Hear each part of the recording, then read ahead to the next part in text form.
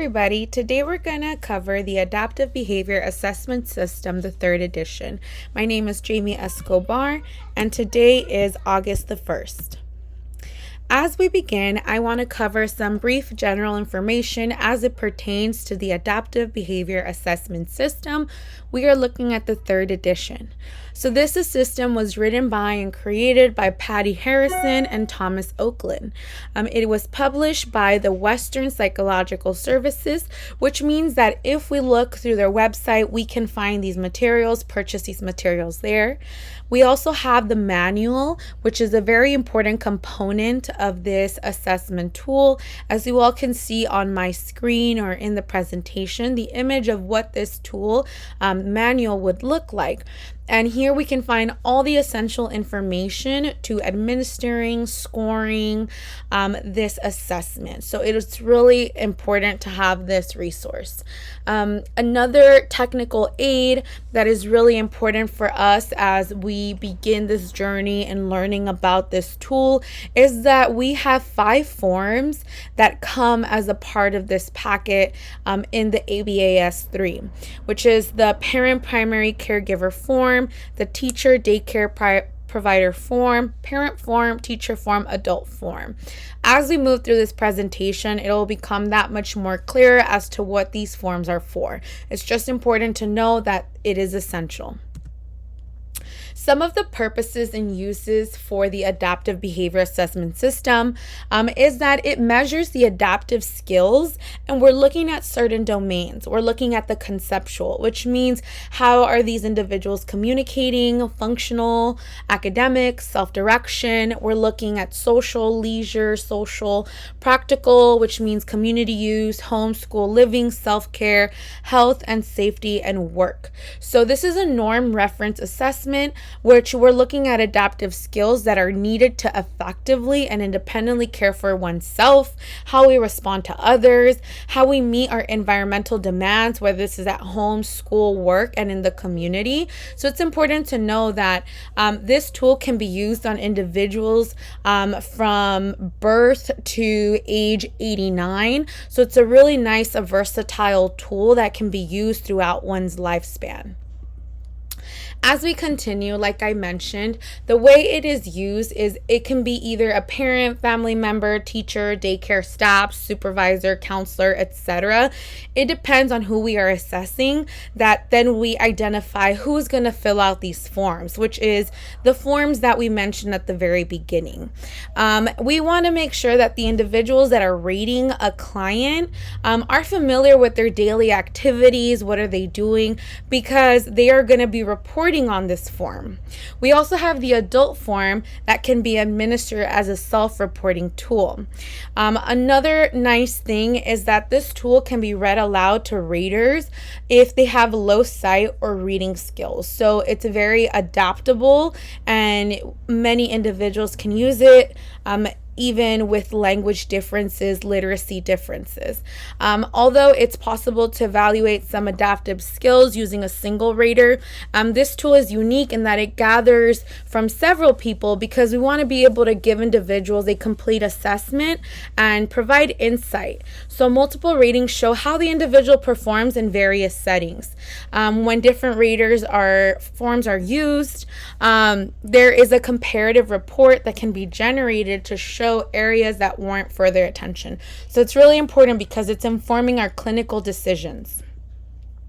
So you might ask yourself, where might I be using this tool? Agency versus school. So as you can see from the pictures, we might use it at a hospital, at a school, at other agencies.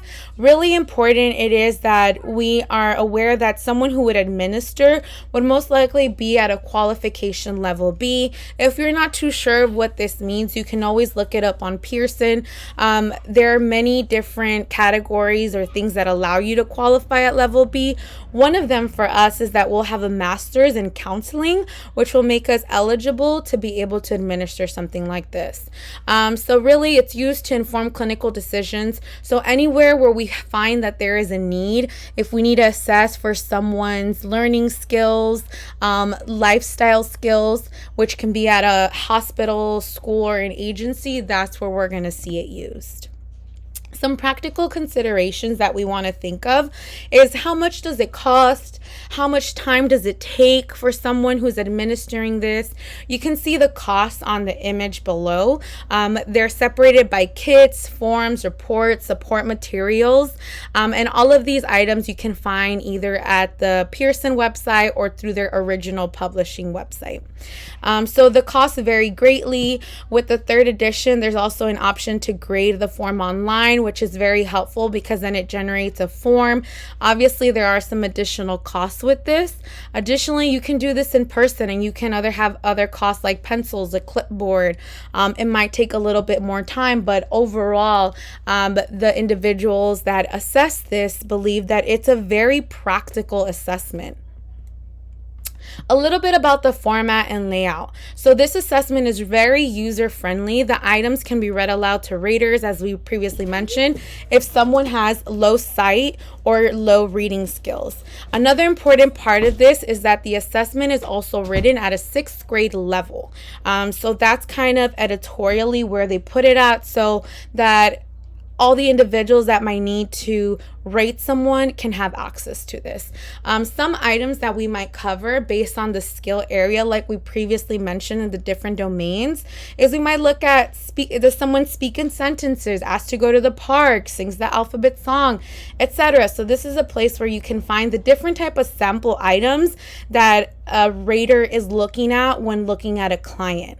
And then they're rating them based on a Likert scale on how they're performing this. And this informs us as to where they might be at with these adaptive skills. So reliability and validity. So the approaches used were internal consistency, standard error measurement, test, retest reliability, inter-rater reliability, cross-form consistency, and alternate forms of reliability. So this is what they're trying to use to test to make sure that it's testing what it needs to be testing. And then we're also looking at validity, and in order to ensure validity, there are a few components that need to be evaluated, as you all can see below. Scores and norms. So each rater will complete a form. The scores provide insight for clinical decisions. It believes that it takes about 20 minutes to complete, can be administered by paper, online system. We know that that's a new addition to the third edition of the ABAS. Can be done quickly. There is an unlimited use scoring system that gives us a narrative interpretation of all scores, which is a very handy tool. Raw scores can be converted to norm reference scale scores, and it gives us insight into the 3 adaptive domains. So it's very insightful and it's very detailed. So the Mental Measurements Yearbook gives us positive feedback and says that this is actually a very good tool, and that the inclusion of a rater guessing allows analysis of the validity of responses and can be followed up by additional assessment of the area if warranted. There's new tools or resources that are added to this edition, so it makes it that much more thorough and holistic. Other opinions. Others believe that yes, this was useful, it was efficient in administration, it's a great tool, it can allow for us to assess numerous groups, which is amazing. The ABAS provides information that helps us inform clinical decisions, so that's great. We want to inform our decisions appropriately so that we can create appropriate treatments. So summary, there's another alternative to the ABAS. So if we're not interested in using the ABAS and it's not an appropriate system for us, there's also the Vineland Adaptive Behavior Scales. In my opinion, this tool retains all features as a second edition, and it adds even more. So it makes it easier to administer. The score is comprehensive, and that is what we want as future counselors. We want to provide very comprehensive information when we are assessing an individual. So definitely a great tool to take advantage of when working with individuals at various age ranges. So thank you very much for listening. It was great to be able to look into this assessment tool. So ask yourself, would the ABAS be an appropriate tool to use in the field that you're going to be going in? So I hope to hear your responses soon.